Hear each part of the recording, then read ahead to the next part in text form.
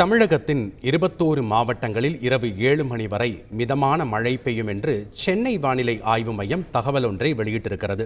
அதன்படி குமரி, நெல்லை, தென்காசி, தேனி, திண்டுக்கல், திருப்பூர், கோவை, நீலகிரி, ஈரோடு, கரூர், திருச்சி, சேலத்தில் மிதமான மழைக்கு வாய்ப்பிருப்பதாகவும், கள்ளக்குறிச்சி, விழுப்புரம், மயிலாடுதுறை, நாகை, திருவாரூர், தஞ்சை, புதுக்கோட்டையில் மிதமான மழை பெய்யும் என்றும், ராமநாதபுரம், சிவகங்கை, புதுச்சேரி மற்றும் காரைக்காலிலும் மிதமான மழைக்கு வாய்ப்பிருப்பதாகவும் சென்னை வானிலை ஆய்வு மையம் அறிவிப்பு ஒன்றை வெளியிட்டிருக்கிறது.